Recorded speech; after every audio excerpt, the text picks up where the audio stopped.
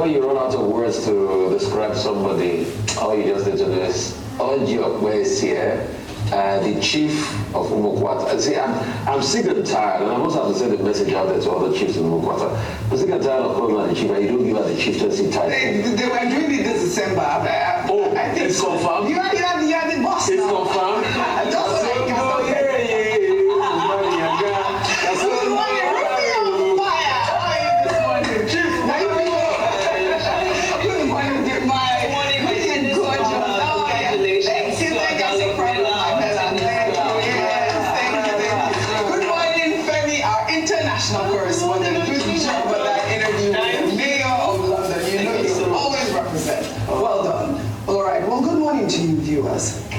Let's begin what's trending in Katsina State, where mourners in their thousands gathered on Tuesday, July 15th for the funeral rites of former President Muhammadu Buhari, who was laid to rest at exactly 5:50 p.m. at his private residence in Daura, following full military honors and Islamic rites. His body, draped in the Nigerian flag, arrived at the Umaru Musa Yar'Adua International Airport in Katsina from London and was received by President Bola Tinubu, Vice President Kashim Shettima, Katsina State Governor Daura, and other prominent dignitaries, including foreign leaders like the President of Guinea-Bissau and the Prime Minister of Niger Republic. A solemn procession accompanied by a military guard of honor and a 21-gun salute transported Buhari's remains to Daura. Funeral prayers were held at a makeshift prayer ground before the interment in the compound of his private residence.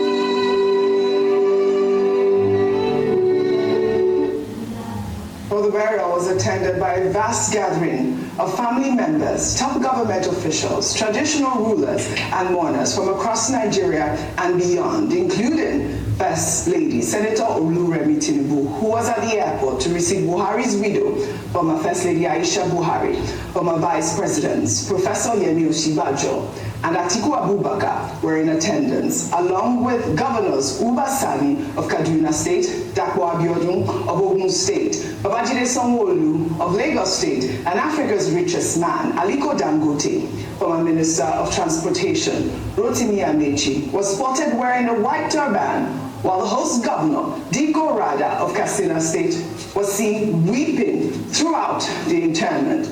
A notable photograph depicting President Bola Tinubu bowing respectfully before Buhari's draped casket, highlighting the transfer of power and the final farewell to a significant figure in Nigerian history, has gone viral.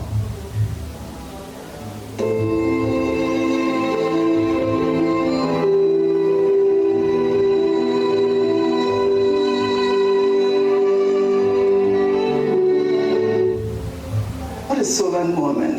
Those visuals portray a moment of national mourning and respect for the former president. The presence of a large crowd at the funeral signified how much Buhari was loved, especially in his hometown of Daura. Young boys climbed trees just to get a glimpse of Buhari's final resting place, all paying their last respects for the former leader, who was described as humble and honest by his kinsmen. I mean, this was such a solemn moment. Yesterday, I was glued to the television then by Rufai Adefemi. I really was touched with President Bola Tinubu's efforts and his gestures at the funeral, everything that he did, there, performing Buhari's funeral rites in such a glorified manner should be really respected. But the conversations on social media was loud yesterday. And I'll start with Muhammadu Buhari's close nephew and confidant, Maman Daura, who revealed to our sister publication this day that Buhari was in high spirits and was even making plans to return to Nigeria just hours before his death on Sunday, July 13th. Daura stated that he spoke and laughed with Buhari on Saturday, the night before, and he appeared cheerful. However, on Sunday, around midday, Buhari's condition suddenly worsened as he began experiencing breathing difficulties despite the efforts of doctors. He passed away around 4:30 p.m. Another conversation was Femi Adesina, a former spokesperson for the late President Muhammadu Buhari, who stated during a live television interview that Buhari would likely have died much earlier if he had relied on Nigerian hospitals for his medical treatment. Adesina defended the former president's frequent medical trips to London, stating that Buhari had consistently received medical care in the United Kingdom even before becoming president in 2015. Let's take a look. He always had his medicals in London, even when he was not in office. So it was not about the time he was president alone. He had always had it in London. And then you have to be alive first to get certain things changed or corrected in your country. If he had said, I'll do my medicals in Nigeria just as a show-off or something, he could have long been dead, because there may not be the expertise needed in the country. But he needed to be alive to be able to lead the country to a point where we will have that expertise. So those who glibly talk of going abroad, they don't know that a man needs to be alive first before he can effect a change. This conversation went viral. Buhari had spent at least 200 days in London for medical treatment during his 8-year tenure as president. These medical trips sparked public outcry regarding foreign medical tourism by public officials and the poor state of Nigerian hospitals. Well, let me take a tweet, I believe. Let me just read this one. The former president's death has elicited mixed reactions, reflecting several major controversies that characterize his time in power, both as a military head of state and as a democratically elected president. Key controversies, Adefemi, let me tell you. One was the raid of judges' homes in 2016. During this civilian presidency, the Department of State Services conducted controversial midnight raids on the homes of several senior judges alleging corruption. This action was widely condemned by critics as an attack on judicial independence. Then you remember when he talked about lazy Nigerian youths, that comment in 2018, his comment which implied that many Nigerian youths were content to do nothing, which sparked widespread outrage, and lazy Nigerian youth hashtag, if you remember that, highlighting a perceived disconnect between the government and the struggles of young people. Then there was the Twitter ban in 2021, following Twitter's deletion of one of Buhari's tweets for violating its policies. His government banned the platform in Nigeria for 7 months. Remember that? That was really a conversation that made a lot of young people upset. Many viewed this as an overreach and an attempt to stifle dissent, although the government cited national security concerns. Then there was the NSAS and the Lekki toll gate shooting in 2020. I believe this was a defining moment and arguably the greatest stain on his legacy. The nationwide protest against police brutality under the hashtag NSAS movement ended abruptly when soldiers opened fire on unarmed demonstrators at the Lekki toll gate. Buhari's subsequent televised address, which largely ignored the killings, further fueled public anger and widened the trust deficits, and of course the Naira redesign debacle in 2023 towards the end of his second term. The sudden Naira redesign policy led to severe cash scarcity, causing widespread public frustration, economic disruption, and protests across the country. And of course the extended medical trips, which we would like to highlight. These controversies significantly marred his time in office. Before I take a reaction, Adefemi, I'd like your thoughts on, basically the way I highlighted those controversies. And those controversies were the ones that trailed his civilian rule. There were other controversies during his military era at the Mardico. Absolutely. Your thoughts? Well, I think that when we're looking at the checkered part of his legacy and his history, it is these examples, to use Rufai's words of empirical facts, it is these issues that people rely on and refer to when they speak negatively about his time as a democratically elected president. Just to focus on NSARS, because as you said, that was the greatest stain on his legacy. Yes. And to this day, there are people who are affected who haven't even had the respect of the government, letting them know where the remains of their loved ones are. So imagine how they feel. Being on the field, absolutely, you were one of the people that reported the second NSARS, the 1 year anniversary at the toll gates, and unfortunately, we ended up finding ourselves in a clash with the police, which is, I guess, by the side of the issue, but it just underscores that that problem actually hasn't been tackled.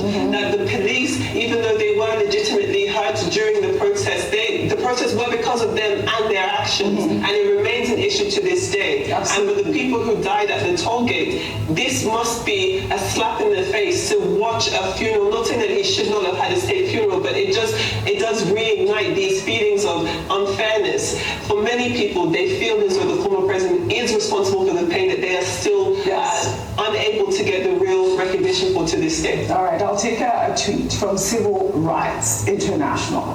They wrote on X, on the demise of the former Nigerian president, Muhammadu Buhari, while we send our condolences to his family and loved ones, his death is an apt reminder that politicians should learn that no amount of accumulated wealth in pounds and dollars, properties overseas, fame, power, and control, access to the world's best clinics, nor a political party can prolong one's life when death comes calling.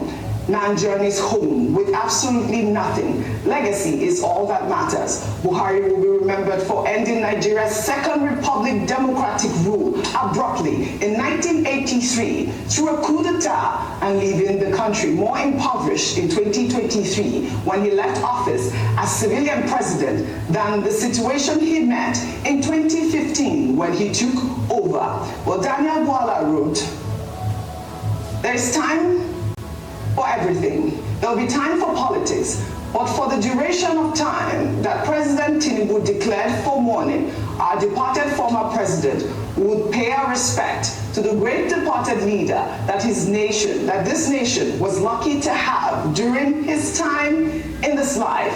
The nation is still mourning the death of the people's general. May his soul rest in peace." And there was also reports circulating on social media that claim that the late Muhammadu Buhari owned 5 properties located in Kaduna, Daura, Kano, and Abuja.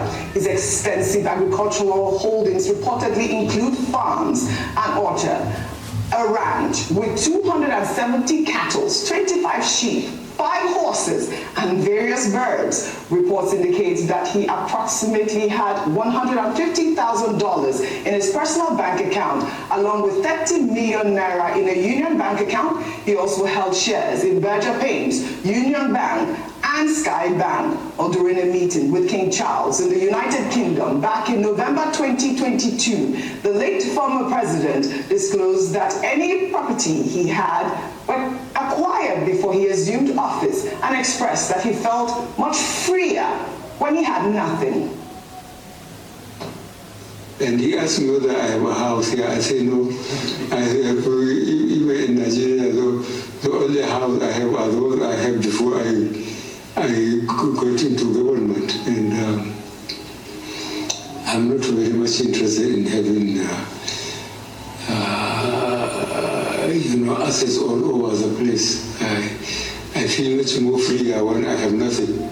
remember this video. I mean, we've always known that Buhari is a very simple man and frugal as well, they say. Well, also here's a compilation of unforgettable moments of the late former President Muhammadu Buhari, who is considered one of the most humorous leaders Nigeria has ever had. Let's take a look. What do you miss the most about being in office? Yes? Oh, dear me. I don't think I miss much. You should only try.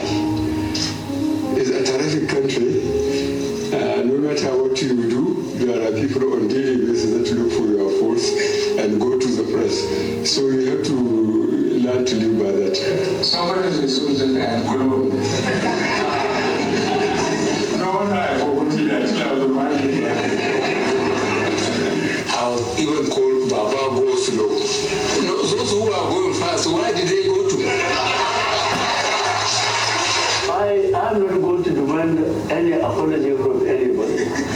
What I'm demanding is the return of assets. This is what I'm asking for. What would I do with apology? I need something tangible. I intend to speak to my boss and serve as president to all Nigerians. I belong to everybody and I belong to nobody.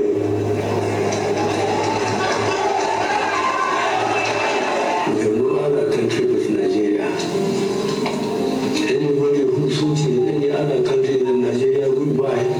You can go. We are here and we are determined to rehabilitate our country, especially for our children and our grandchildren. I don't know which party my wife belongs to, but she belongs to my kitchen and my living room and the other room.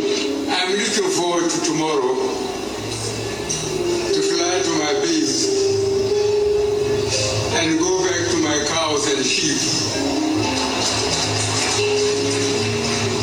which are much easier to control than fellow Nigerians. I thank you very much indeed.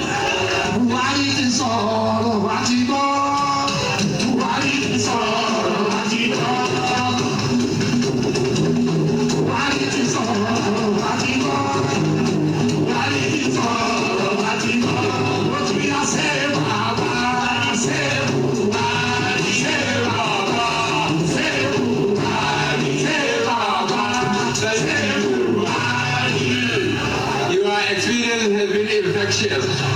I don't know what I does in public last. I thank you very much and God bless all of us. Say Baba. I love the way you all were laughing. I mean, for me, when he said they call me Baba go slow. Those who are running, I mean, he was really iconic with some of those notes that he dropped before he passed. Well, the late Muhammadu Buhari was loved by millions of supporters, both home and abroad, from the moment he became a civilian president in 2015 to the moment he returned to his home after his 8-year tenure as president, and ultimately to the moment he was laid to rest. Let's take a look. King Salman bin Abdulaziz Al Saud permitted that the golden door of the Grand Kaaba be opened for President Muhammadu Buhari and his entire delegation to the holy city of Mecca. Consequently, the circumambulation of the Kaaba was virtually put on hold in the early hours of Friday as the Saudi security personnel created a barricade to allow the Nigerian leader and his team unfettered access to the Kaaba, considered as the center of the world and a replica of the House of Allah.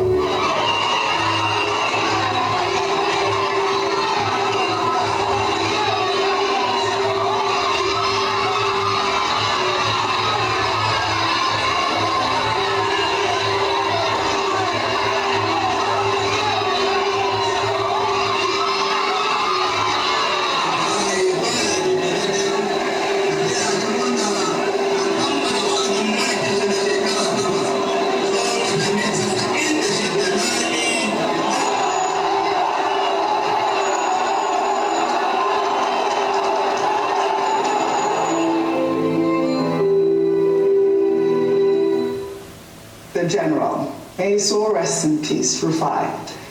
May his soul rest in peace and continue to rest. Like I said for 2 days now, the death of every man diminishes us. John Donne, I mean, he was a humorous man. Buhari had quick one-liners. This is even small compared to people that were with him in disclosed. And Buhari is one of quick jokes about many things, like Al-Bashir did say yesterday. It was even part of his joke that made some Nigerians misunderstand him. Was loved by his family, was loved by people in the north, and what we also forget is he was also loved a lot leading up to the 2015 elections in the south. He had a lot of good, where was the cult following? He had a big cult following. I remember how they tagged February when the elections were held in 2015. And definitely people know he was going to win. People came out en masse to vote. But there are two sides to the story. At first, Nigerians forgave him for all that transpired between 83-ish to 85. And he had a part of redemption. And he made mistakes again. I'll talk about the Umar Diko affair, where we used the Israelis to bring Umar Diko back in a crate. And that affair was botched at Stansted. And Britain felt that we were violating their sovereignty. That affair didn't just stop at Umar Diko. It led to impounding planes in both countries. And a lot of people have said it relates to it, but I don't think it relates to it. There's no real link. But about a year after, in February 86, that was when Britain stopped, allowing free entry to Nigerians. You had to get a visa. That was a blight in our history. Also, Decree 4 for journalists. The way journalists were treated, if you were on the receiving end, it was not a good one. People that were beaten on the streets for why? Were against discipline. That was not a good one. The governors that were incarcerated. And that's why, if you read the memoirs of Sir Bisi Akonde, what he went through, and the fact that he could still even come around with Buhari to do this coalition thing, it was not an easy one for them. I remember how they had to sell it that he was a reformed Democrat. But Buhari did not show those vestiges when he got power. The way judges were arrested, raided in the 90s, the things that happened, the way he allowed the economy of this country go down. It was a do-it-yourself recession. Nigeria had no problems. President Buhari for 6 months. At first, Mr. Femi Adesina, same Mr. Femi Adesina, had the temerity to tell us that if he was a Nigerian doctor, he would have long passed. Yes. This same government that told us that they were clearing the Augean stable. For 6 months, they didn't have ministers, so there was no leadership. And with due respect, Mr. Femi Adesina, it's best you don't even say things like that to us in Nigeria. Because the same hospital where Buhari died, they had Nigerians working there. What do you mean by that? What do you mean by that? How about you talk about providing centers of excellence in Nigeria? When they set up the Federal Medical Center, we're not supposed to be centers of excellence. Which country that we like to compare ourselves with, when Boris Johnson was sick of COVID, he went to St. Thomas. Yes. Trump goes to Walter Reed. Exactly. Why would you tell us something like that? And the fact is, Nigerians work in the hospital Buhari died. So are you thinking those Nigerians can bring their competency if we make it available for us to be able to do things properly? So don't tell us things like that. Then NSAS happen, which is unforgivable. We have never healed from NSAS. You see, healing comes from, and you remember you were around when you talked about healing yesterday. But in response to healing comes from justice being by. Truth, justice, and reconciliation. People have not seen justice being done. Does anyone what happened in NSAS? Yes, money was given. Money is not justice. Money for lives, limbs that were broken, 5-10 million naira, that will bring justice back. Justice is acceptance of hurts. So if Nigeria want to heal, leaders will learn to tell the truth. So we celebrate him, but his life also shows for other leaders coming at the back that, see, there's a lot of work to be done, and we must be careful. Absolutely. Vimbai, I mean, that viral photograph of President Tinubu taking a bow made headlines. I mean, it's basically the picture of the day. I'd like your thoughts on Buhari's efforts, the efforts he made for the funeral rites of our late President Muhammadu Buhari. Okay, the efforts made by President Tinubu, I think that we do need to commend him, because he was given an honorable, dignified state funeral, especially given the context that we know that in the context of Islamic burials, simplicity and humility are paramount. However, given that, he was still able to pay attention to the small details. In the morning, I spoke about, the body coming out of the front cabin of the airplane as opposed to out of the cargo, which might look like a minuscule detail, but if you're looking at it in the broader context of optics, it's a huge honor to say that, no, we're not putting you in the cargo. We're going to bring you out of the same door that you would have walked into going into the aircraft. He was in the same cabin. I mean, like the presidents, usually presidents stay in the cabin for the plane, not in the cargo hold, right? In some countries, you do find them in the cargo hold when they're returning back. We've seen it. It has happened in Zimbabwe when Robert Mugabe was brought back, and it happens in some instances. But I thought that was extremely honorable, and just the entire journey, especially because this is the second time in Nigeria's history that we're witnessing this. The late President Yar'Adua was also from Katsina, so this is the second state funeral that we're seeing taking place in Katsina. A little bit different, because with the late Yar'Adua, we saw the Islamic rites were held in a stadium, but I think that was more about the proximity to his resting place as opposed to the drive to Daura, where they went into the military ambulance to Daura, and all of the proceedings took place. The gravesite for me is really just what knocked me out completely. I spoke earlier about Yusuf Buhari, the son, and just his role, because remember publicly before he had been, he'd been perceived as the young man who was just enjoying his father's presidency, riding his power bike around Abuja. But to see him just being this mature life, this is how life humbles you. Mature man, he took control, he was the man of the occasion, representing the family. In tears, which was supposed to show you just the impact on the politics of Katsina. And this was more than a political father to him. This was a real father to him. So in general, and then of course the Vice President Kashim Shettima also leading them in putting this the soil, the earth onto the grave. I mean, I think that there's nothing great about funerals. It's that one occasion that is inevitable for us all, but nobody looks forward to. But in the context of being able to send someone off in a way that is worthy of their stature and their status, this is not about a moment that's about what you did right or what you did wrong. It's just a moment about honoring the high office that you were able to attain. And I hope that it can set a precedent in future that politics should not be involved when it comes to laying our political figures, our state figures, national figures to rest, as we have seen being done in the past. I know the family of Shehu Shagari is saying, well, we weren't granted this honor. So I hope that we can now see that let's take politics out of it. When it comes to this, let's just give everybody the respect according to them through their offices. Well said, Vimbai. Well said, you all. The great general, he was truly honored. I mean, for me, I saw the young boys climbing the trees just to pay their last respect. And that crowd in Daura, it's just signifies that the president was truly, truly loved in those areas. Again, may his soul rest in peace. We'll take another story. A senior official within Nigeria's National Assembly, Ifeoma Ofili, has publicly accused federal lawmakers of widespread corruption. Ofili made the allegations during a retweet, stating that the corruption includes accepting bribes during oversight functions, manipulating legislative reports by hiring external consultants to falsify information, and misappropriating staff entitlements such as training and welfare allowances.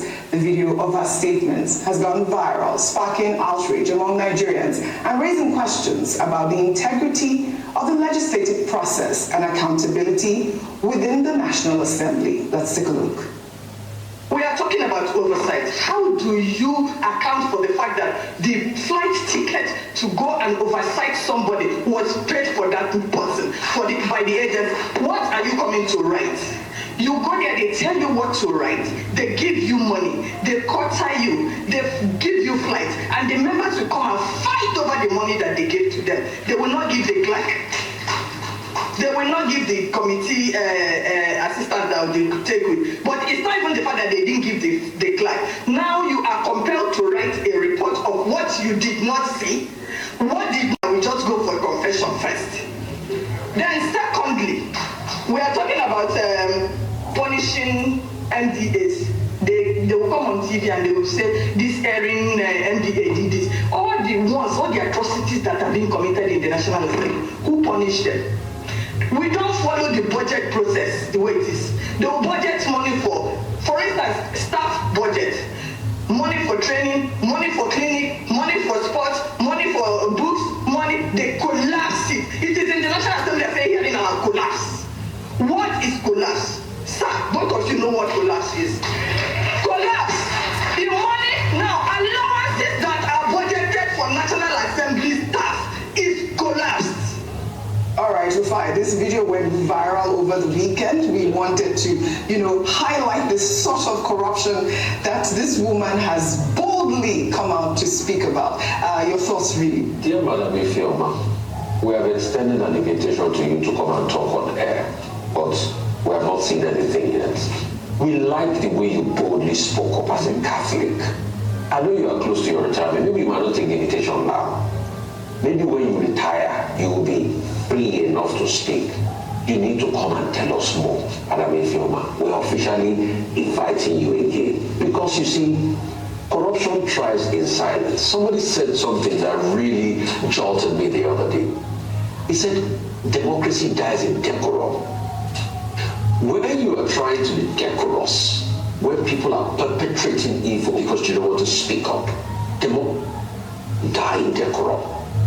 When we keep quiet because, it's close to my retirement day, I don't want any, back and forth with these people. And that's why I'm really trying. Maybe when you retire, you need to come and tell us more. So that will be on record you said you're doing it. I know that video went viral. It was not supposed to be shared publicly, but it went out. So we need you to come and tell us more. Kudos to you.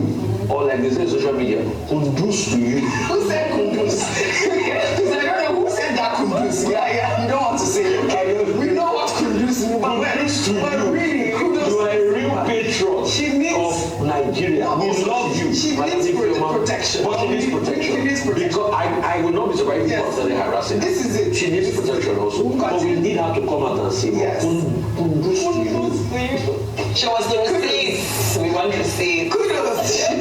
Yes, well done, well done, well done.